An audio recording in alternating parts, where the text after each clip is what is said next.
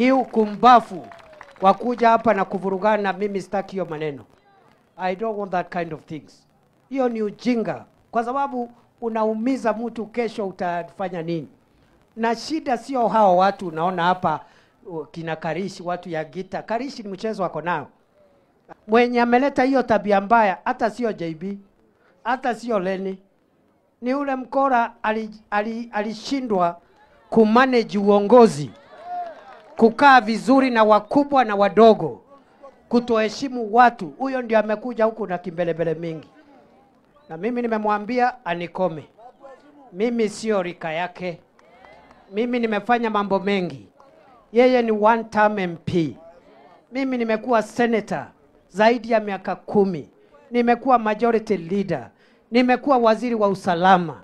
Yeye alikuwa one term kwa bunge. Hata hakuwa chairman wa kamati ya bunge. Alafu akafanya shortcut. Mwaka mmoja akaharibu kazi. Sasa anakuja na kishirani. Anasema ati yeye ndiye mkubwa ya Mount Kenya.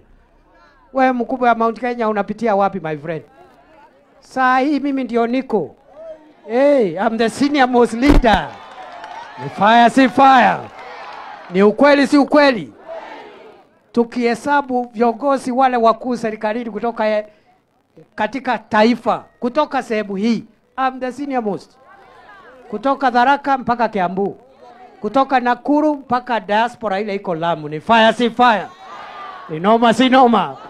Tuendelee tusiendelee. Huyo ndugu yangu asikuja kunitusi hapa. Hapa ni nyumbani. Aombe tu kura ya Karishi.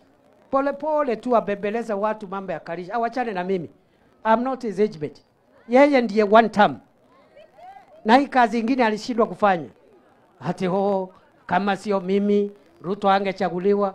Wewe tumekupatia kiti ya naibu wa rais last minute.